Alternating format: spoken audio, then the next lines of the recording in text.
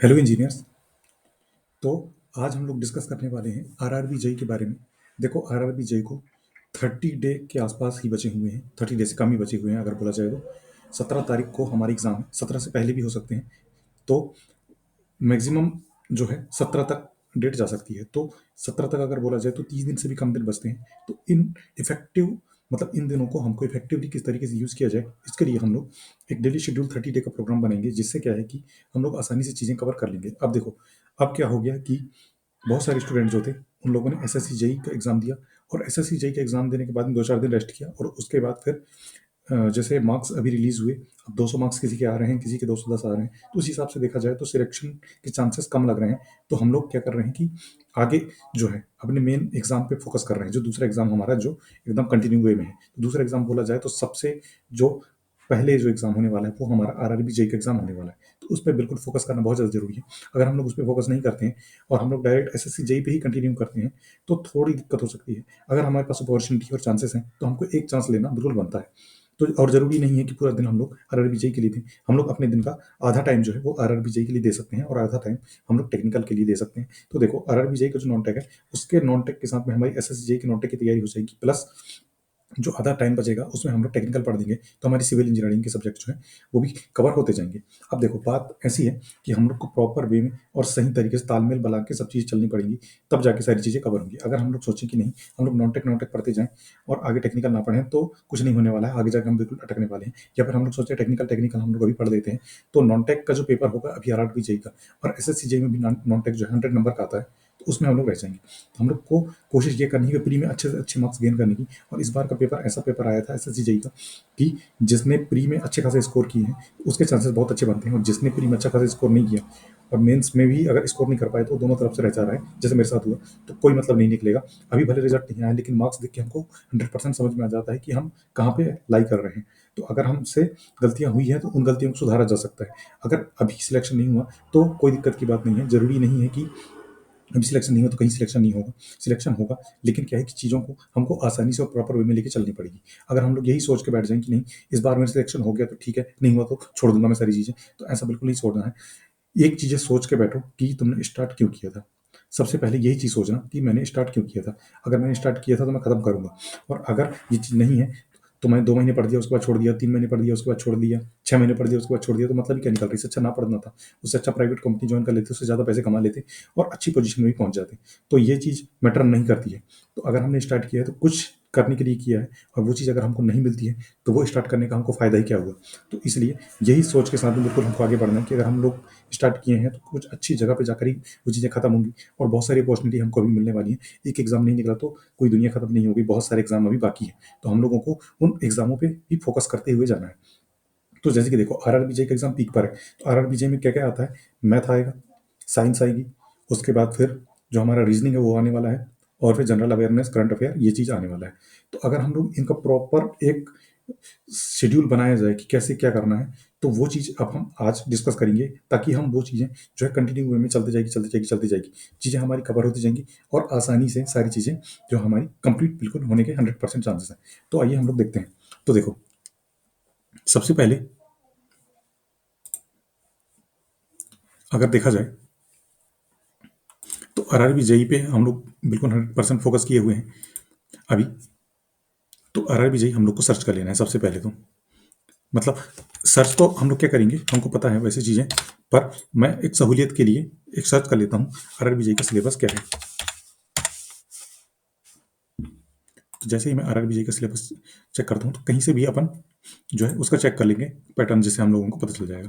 तो देखो, अगर हम लोग चेक करते हैं तो इसमें हम लोगों को पता चलता है कि जो 30 नंबर है हमारी मैथमेटिक्स 30 नंबर की आ रही है।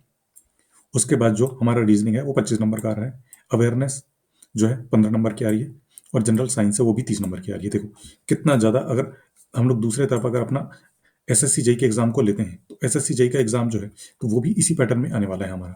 तो अगर एक एग्जाम की हम लोग अच्छे से करते हैं तो दूसरे एग्जाम की ऑटोमेटिक तैयारी हो जाएगी। तो आरआरबी जेई सिलेबस की हम लोग बात कर रहे थे। तो देखो, आरआरबी जो जेई है,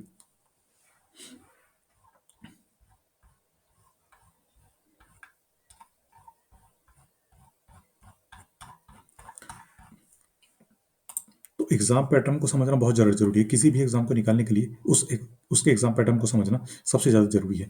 अगर हम लोग उस चीज़ को नहीं समझेंगे तो वो चीज़ें हमको आगे चल के बहुत ज़्यादा दिक्कत कर देती हैं। तो अगर देखा जाए तो मैथमेटिक्स 30 नंबर का आने वाला है।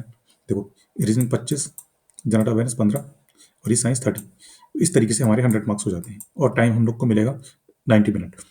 अब देखा जाए तो इसमें क्या हम लोग सबसे ज़्यादा स्कोर कर सकते हैं अगर हम लोग इस तरीके पे बात करें तो देखो, हमारे पास ऑप्शन क्या है?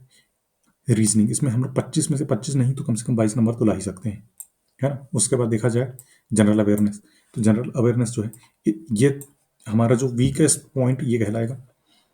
और साइंस से 30 नंबर, तो इस 30 में से 25 नंबर बिल्कुल लाए जा सकते हैं अगर अच्छे से प्रॉपर तरीके से पढ़ा जाए तो 25 और 30 इन दोनों में अच्छा खासा स्कोर किया जा सकता है। उसके बाद फिर मैथमेटिक्स 30 नहीं तो 20 क्वेश्चन तो इसके आसानी से ही किए जा सकते हैं, क्योंकि मैंने इसका पुराना पेपर देखा है।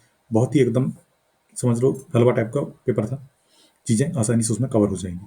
बस ये है कि हमको चीज़ें पता रहनी चाहिए। अगर हमको पता नहीं है चीज़ें तो फिर वो बहुत दिक्कत वाला काम हो जाता है। तो ये हो जाएगा।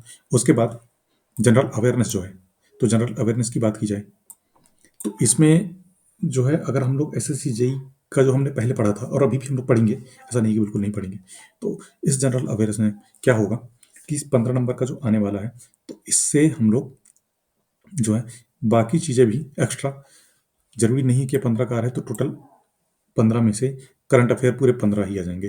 करंट अफेयर 5 भी आ सकते हैं, करंट अफेयर 7 भी आ सकते हैं। लेकिन जो 6-7 क्वेश्चन जो हमारे आने वाले हैं हिस्ट्री, ज्योग्राफी, पॉलिटी से, तो जिसमें हम लोग की कम से कम 3-4 क्वेश्चन तो बिल्कुल सही होने ही चाहिए। तो इस 15 में से मैं एक्सपेक्ट करता हूँ कि हमारे कम से कम 7 से 8 नंबर बिल्कुल आने चाहिए। अगर हम लोग तैयारी कर रहे हैं तो, तैयारी नहीं कर रहे हैं तो कोई दिक्कत की बात नहीं है। तो इस तरीके से अगर देखा जाए तो हम लोगों को क्या करना है कि अगर हम लोगों को जो अपना टारगेट अगर बनाना है तो हम लोग को कम से कम कितने नंबर लाने चाहिए? इसमें से 70 प्लस नंबर का अगर हम लोग जब तक टारगेट नहीं करेंगे तब तक कुछ भी चीज़ें होना बिल्कुल पॉसिबल नहीं है।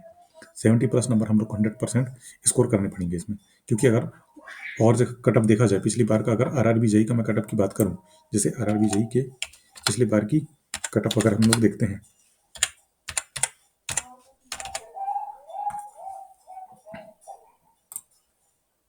सीबीटी 1, क्योंकि सीबीटी 2 का तो कटअप अभी हम लोग देख नहीं रहे हैं, तो सीबीटी 1 का भी अगर हम लोग कटअप की बात अगर करते हैं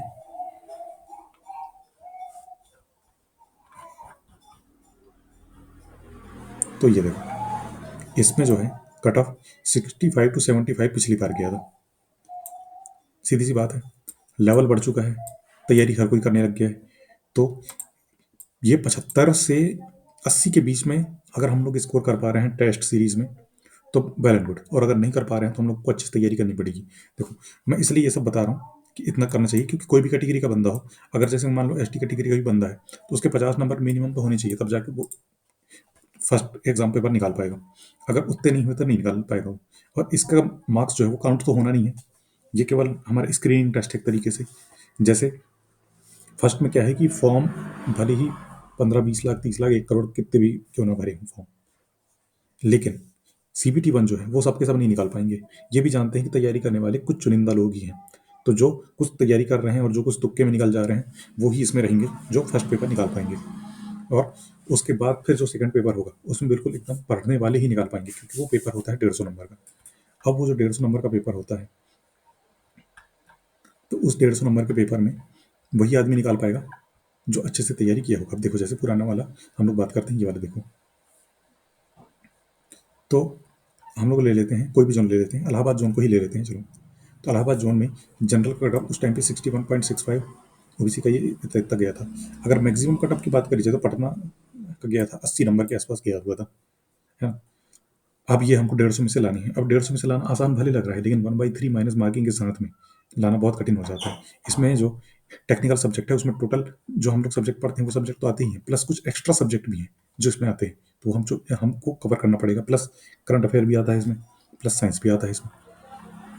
अब ये सब चीज़ हमको कैसे पता चलेंगी? ये सब चीज़ें हमको तब पता चलेंगी ना जब हम चीज़ें कवर करेंगे, जब हम सिलेबस देखेंगे एक बार। अगर हम लोग सिलेबस नहीं देखते हैं और सोचते हैं कि नहीं सारी चीज़ें हम लोग पढ़ रहे हैं उसी से आ जाएगा, तो ऐसा नहीं है। सिलेबस बिल्कुल अलग अलग है देखा जाए तो। अगर देखो सिलेबस अगर हम लोग डिस्कस करते हैं तो इसमें जो सीबीटी 1 का सिलेबस है इसमें मैथमेटिक्स आ रहा है, जनरल अवेयरनेस, है ना, ये हो गया, साइंस हो गया। तो साइंस में भी फिजिक्स, केमिस्ट्री, लाइफ साइंस, ये ऐसी चीज़ें दी हुई है। अब सीबीटी टू जैसे मैंने बात की थी, सीबीटी टू में क्या आना है, करंट अफेयर आना है, जियोग्राफी आना है, पॉलिटी, है ना, इकोनॉमी, ये सब चीज़ें, ये सारी चीज़ें हो जाती हैं। उसके बाद कंप्यूटर का भी आना है, इस बार तो कंप्यूटर भी ऐड कर दिया है उसमें, तो कंप्यूटर भी हम लोग को पढ़ना पड़ेगा। प्लस उसके बाद फिर ये बेसिक एनवायरनमेंट टॉपिक, जिसमें हम लोग को फायदा हो जाएगा, सिविल वालों को, बाकी लोगों को फायदा नहीं होगा, लेकिन हम लोग को अपने अभी देखना है, दूसरे से अपन कोई मतलब नहीं रखना है। तो उसमें क्या है कि हमारा जो एयर पोल्यूशन हो गया, तो ये हम लास्ट चैप्टर इन्वायरमेंट का पढ़ते ही हैं, तो हमारा कवर हो जाएगा। वेस्ट मैनेजमेंट ये भी पढ़ते हैं हम, ये कवर हो जाएगा। ग्लोबल वार्मिंग हमको देखना पड़ेगा, एसिड रेन है उसमें, ओजोन डिप्लीशन ये भी है, तो ये सारी चीज़ें हमारी कवर हो जाएंगी। उसके बाद सिविल का सिलेबस देखा जाए, तो सिविल का सिलेबस जो है, ये कंप्यूटर साइंस का सिलेबस दिया हुआ है इसमें।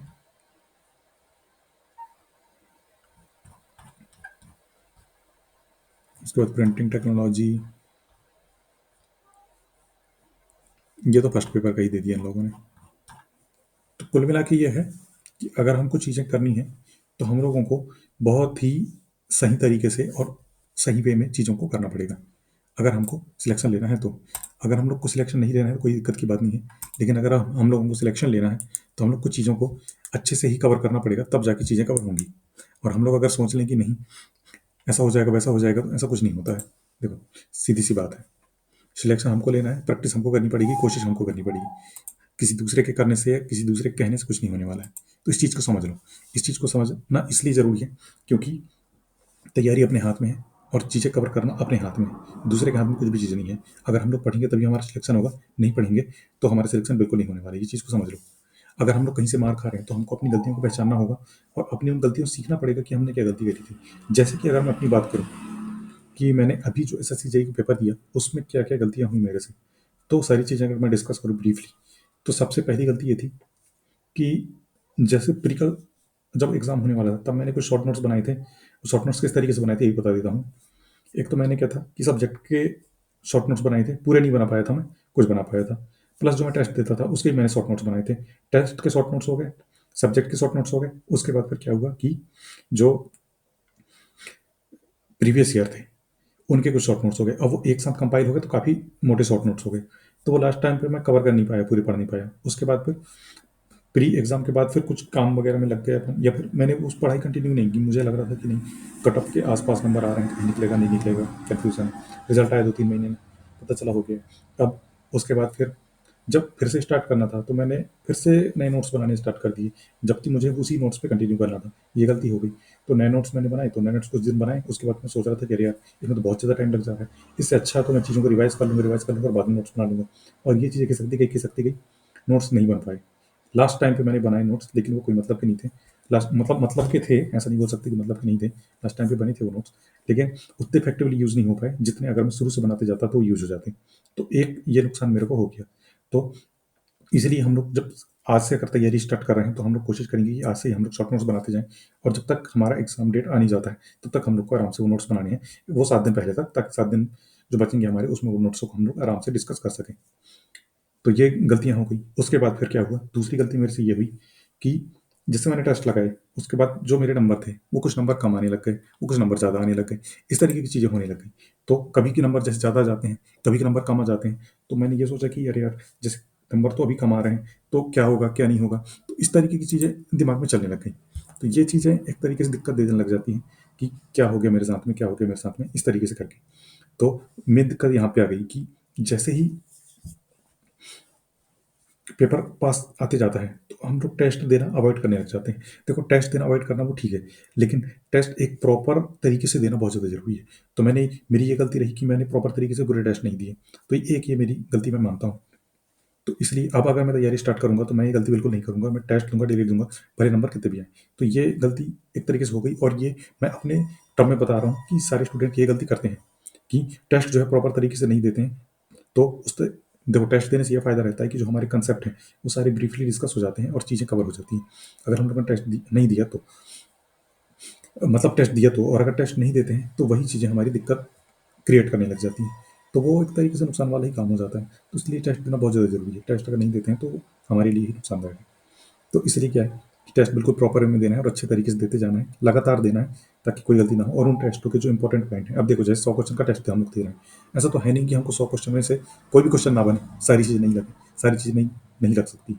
हमको चीज़ें नहीं लगेंगी 30-40, मतलब ज़्यादा से ज़्यादा 40 चीज़ें नहीं लगेंगी, और कम से कम 30-20-10 चीज़ें भी नहीं मिल जाती हैं, उससे कम चीज़ें नहीं मिलती हैं।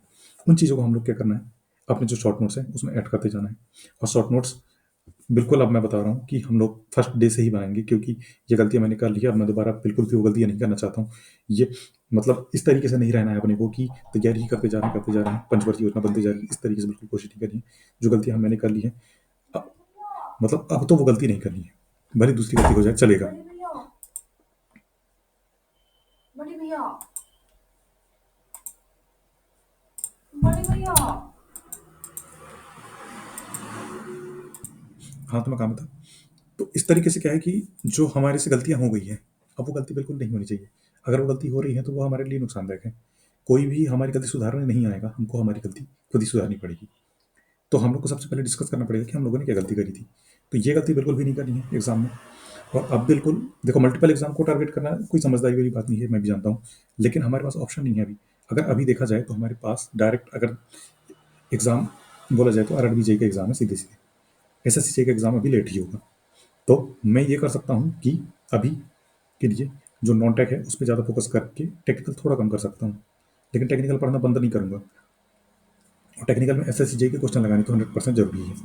तो उसके लिए क्या करना पड़ेगा कि जैसे नॉन टेक में जो हमारे एसएससी जेईई और ये कॉमन सब्जेक्ट हैं, ये तो बिल्कुल एकदम कवर 100% हो रहे हैं, कोई दिक्कत की बात नहीं है। इनको पढ़ना बिल्कुल भी नहीं छोड़ना है, और साथ में टेक्निकल हम लोग को पढ़ते जाना है। और जैसे ही इसका प्री का पेपर हो जाएगा दिसंबर में, उसके बाद हम लोग को टोटल टेक्निकल पे शिफ्ट हो जाना है। और नॉन टेक हम लोग थोड़ा थोड़ा पढ़ते रहेंगे जब तक हमारा एसएससी जेईई का एग्जाम नहीं हो जाता है।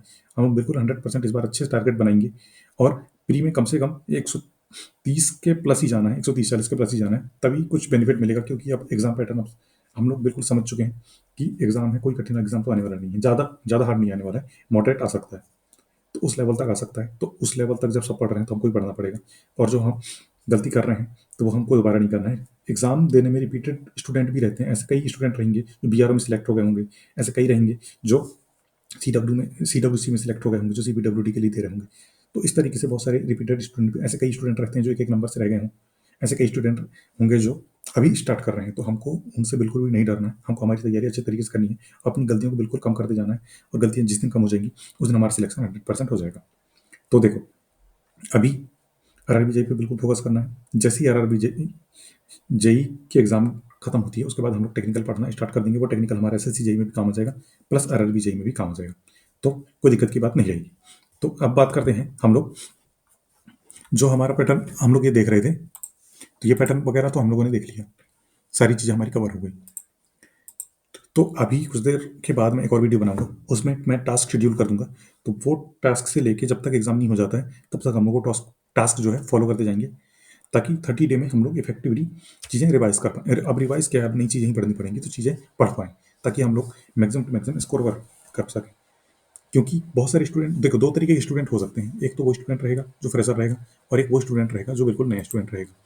तो दोनों तरीके के स्टूडेंट हो सकते हैं इसमें, कि फ्रेशर रहेंगे जो तुरंत तैयारी स्टार्ट किए हुए हैं और बिल्कुल समझ में नहीं आ रहा है क्या किया जाए, एकदम से एग्जाम आ गया है, 30 दिन में क्या पढ़ा जाए, तो उनके लिए भी बेनिफिशियल रहेगा।